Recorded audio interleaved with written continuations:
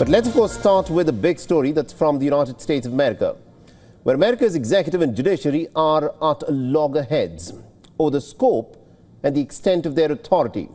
At the foundation of this rift is the legal roadblock that Trump's numerous executive orders are facing. The U.S. top court has agreed to hear arguments over Donald Trump's bid to broadly enforce his executive order to restrict automatic birthright citizenship.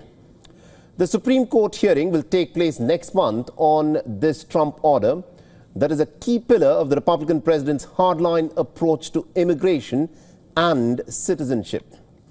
Now, Trump's order, signed off on his first day back in office, directed federal agencies to refuse to recognize the citizenship of children born in the United States of America who do not have at least one parent who is an American citizen or a lawful permanent resident of the United States. Now, speaking to the media on Thursday, the Republican leader said that the case is actually an easy win.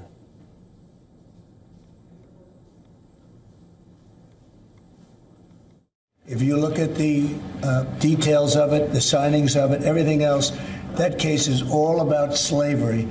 And if you view it from that standpoint, people understand it. But for some reason, lawyers don't talk about it. The news doesn't talk about it.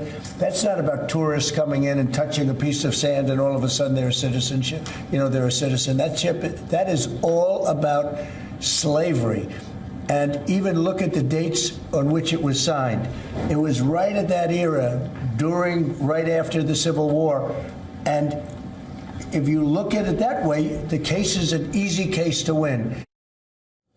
Now, the American president cited the law's age-old origin as the need to push for some sweeping reforms. However, when it comes to deportation, Donald Trump himself has invoked the Alien Enemies Act, a legislation way back from 1798. And the act allows the power to the president to detain or to deport nationals of an enemy nation during wartime. The last time an American president had used this act was during the Second World War. The administration's immigration crackdown also faces several lawsuits. But when it comes to his deportation program, Trump has raised questions on the authority that judges have to overrule a president's executive order.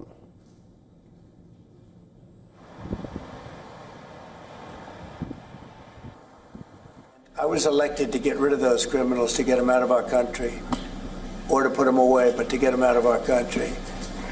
And I don't see how judges can take that authority away from a president. We've done an amazing job, Tom Holman. The Trump administration already finds itself in the crosshairs of a federal judge that has warned the White House of contempt of court after the authorities failed to stop a plane carrying 200 immigrants even after the judge ordered a halt.